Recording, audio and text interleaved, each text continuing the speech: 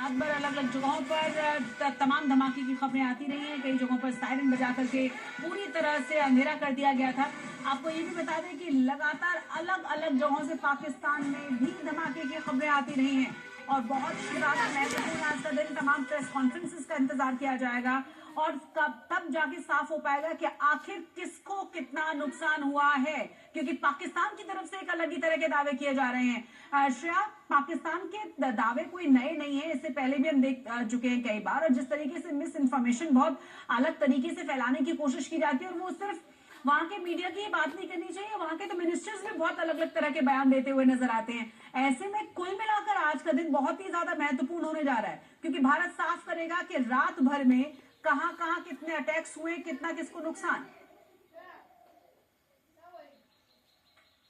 बिल्कुल शशि, आधुनिक युग में अगर हम जंग की बात करें या फिर एस्केलेशन की बात करें, उसमें मिस इन्फॉर्मेशन को भी एक हथियार के तौर पे इस्तेमाल किया जाता है और तमाम पाकिस्तानी जो हैंडल्स हैं वो इसी मिस इन्फॉर्मेशन के इस्तेमाल डे 1 से कर रहे हैं, जब भारत ने ऑपरेशन सिंदूर को अंजाम दिया। और इसी वजह से लगातार भारत सरकार से भी कहा जा रहा है कि पाकिस्तानी मिस इन्फॉर्मेशन में आप बिल्कुल भी मत पढ़िए, और इसीलिए जो प्रेस कॉन्फ्रेंस की बात हम कर रहे हैं वो इम्पोर्टेंट है।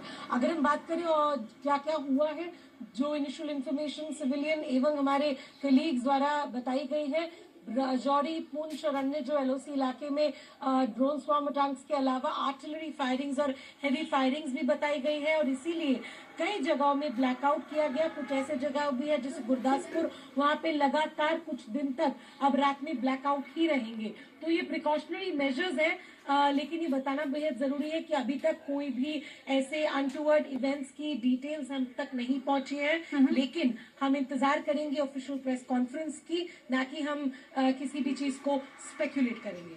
बिल्कुल श्रेया, बनी रहे आप हमारे साथ। अपने दर्शकों को हम ये भी बता दें कि पाकिस्तान का लाहौर उसके सबसे पुराने अहम शहरों में से एक है।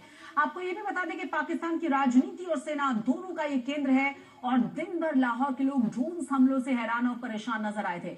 भारत के ड्रोन हमलों के बाद तो अमेरिका ने यहां तक कह दिया था कि जो उनके नागरिक वहां हैं वो शहर छोड़कर चले जाएं।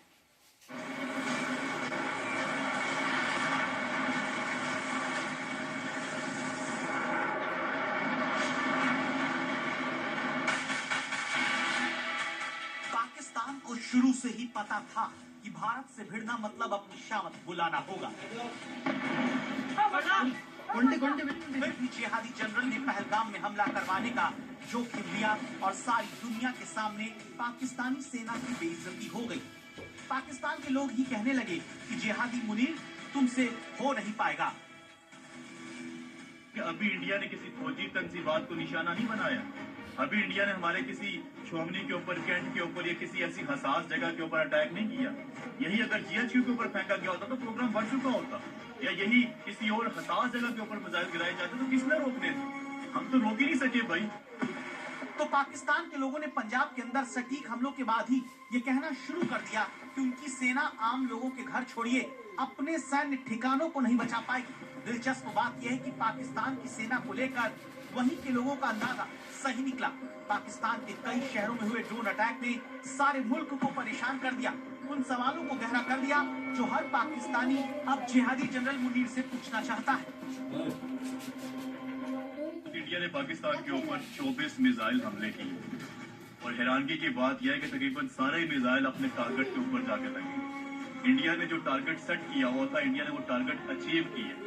और इससे बढ़ के हैरानगी की बात यह है कि पाकिस्तान का दिफाई निजाम, हमारा डिफेंस सिस्टम एक भी मिसाइल को इंटरसेप्ट नहीं करता। पाकिस्तान की जनता आसिम मुनीर को खोज रही है।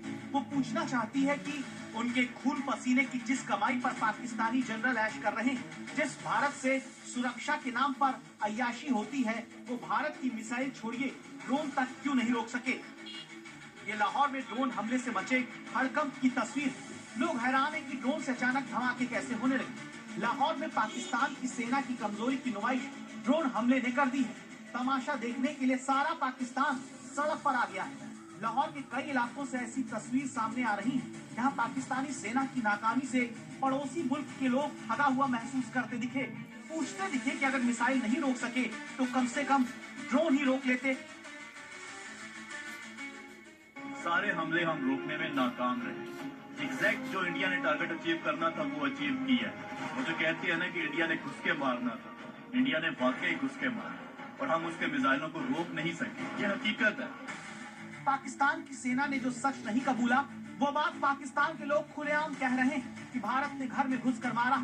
ऐसा इसलिए हुआ क्योंकि पाकिस्तान की सेना नालायक साबित हुई, जिसके बाद पाकिस्तान के लोग जिहादी जनरल से कहने लगे कि कम से कम भारत से ही सीख लो।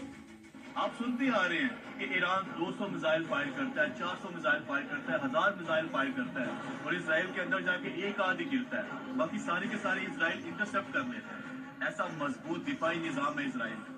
लेकिन हमारे पास देख लो, 24 मिसाइल छोड़े इंडिया ने और एक भी नहीं हम रोक सके। बीती रात पाकिस्तान के हमले के बाद जिस तरह से लाहौर के आसमान पर ड्रोन हमले हुए, उसने बात साबित कर दी कि पाकिस्तान की सेना सिर्फ अपनी ही जनता से जीत सकती है, जंग में लड़ना उसकी क्षमता से बाहर है।